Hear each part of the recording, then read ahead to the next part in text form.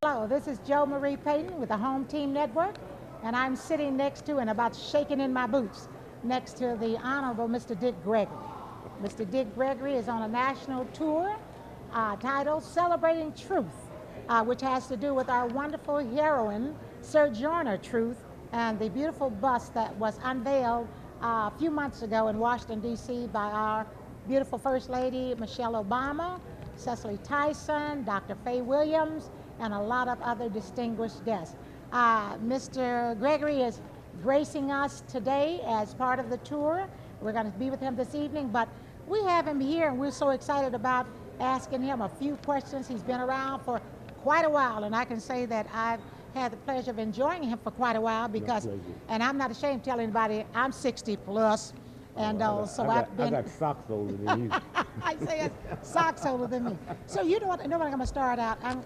I was going to let this be the last question, but I'm going to make it the first question. Sure. Who is Dick Gregory?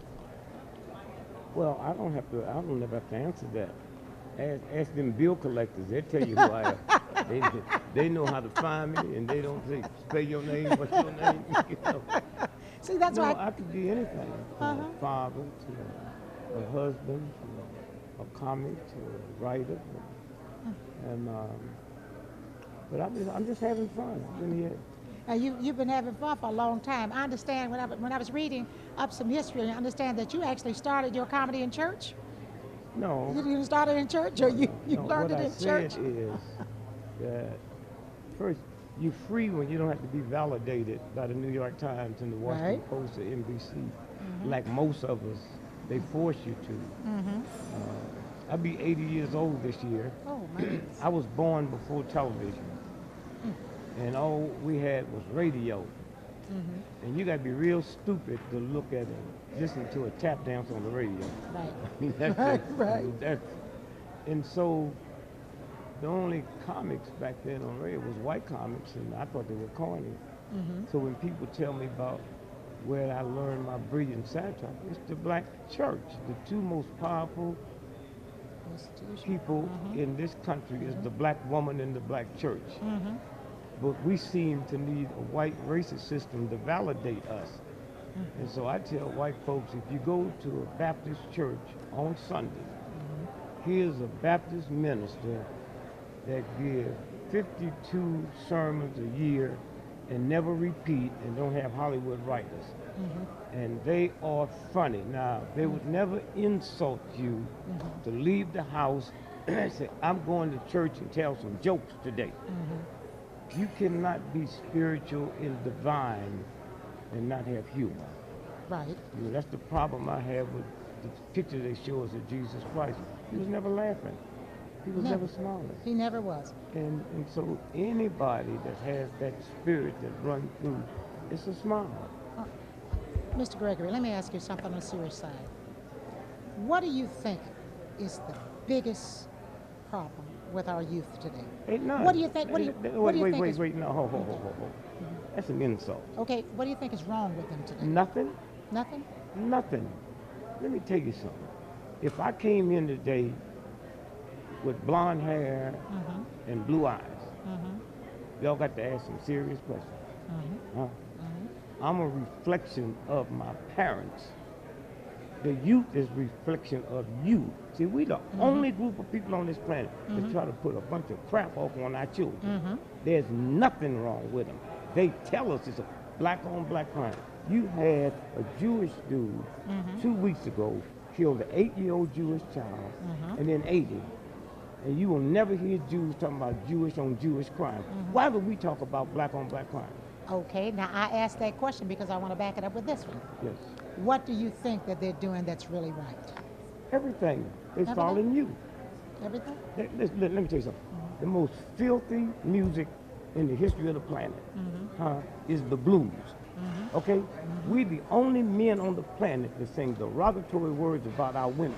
And then you're going to be critical of them. I caught my baby in bed with my best friend. 1, 2, 3, 4, give me some more. Listen to every hillbilly record that's ever been made and see if he say anything derogatory about her.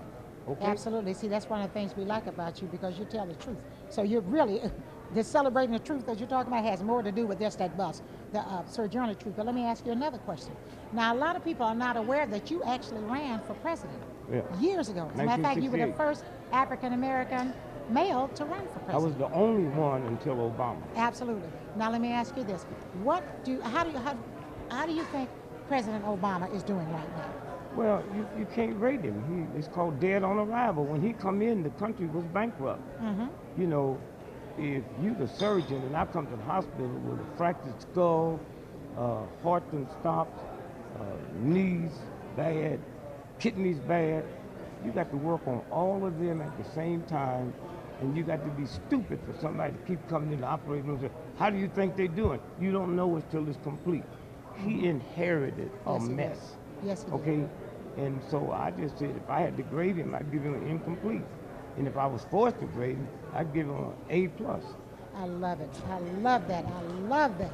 Now, is there anything, I haven't asked you all the questions I wanted to ask you, but is there anything that you would like to say, any statement that you would like to make, that you would like everybody to know about? Because at Home Team Network, we're gonna push. You know we love you. You know we respect you.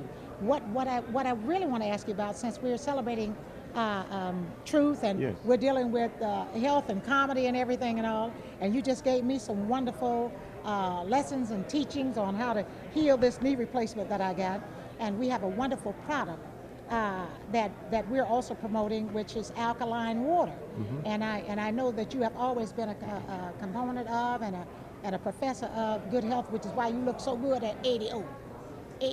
You look really wonderful. And I'm not just saying it, you know it and everybody else knows it also. And we know that we have a lot of kids that are just totally out of the whole healthy spectrum of life. They are just, and a lot of that is our fault too, not just ours, All but of it is. industry and companies. Look, I got 10 children. Mhm. Children learn to eat at home. They do. They don't go out on the corner and buy ice cream. Right. They find all of that crap in the house. Mhm. Okay, including whiskey. Mhm. There's nowhere in the world you're gonna have whiskey in the house and smoking cigarettes and then tell them there's something wrong with it. Absolutely. And so that's what they just giving us back what we gave them. Right, and absolutely. If we're not cooking at home, then they are going out to fast food. If we're taking them out for fast food, then that's helping to. Well, it's more than that. The times can change. See, we keep trying to look back. Right. It's a fast food thing. Mhm. Okay? What we don't look at is the chemicals and additives that they put in the food. Mhm. Okay? When you have a chicken, the egg is hatched, and in 29 days, that chicken's in your pot. Mhm. Why? They inject hormones into it to make them grow. In the process of doing that, they get cancer. Now, you don't see the cancer sores until they take the feathers off. Right. When they take the feathers off, you see the cancer sores. Nobody's going to buy chicken with sores on it. So the government passed legislation that they could use it Mhm. for chicken hot dogs, chicken hamburgers. I hope we're paying chicken- attention to this. And so if you go and look at turkey bacon, Mhm. okay? Now, if you look at turkey bacon and put it next to beef bacon or pork bacon, Right. it looked the same. Mhm. The red, have you ever seen a red turkey? No. So where that red come from? Right. It's dyed. Right. It's very deceiving. Yes, it is. Yes, it is. Now, on the other side of this water, like I'm saying, water, the fluid of life, water, Yes. more so than even blood. We know we need that to live.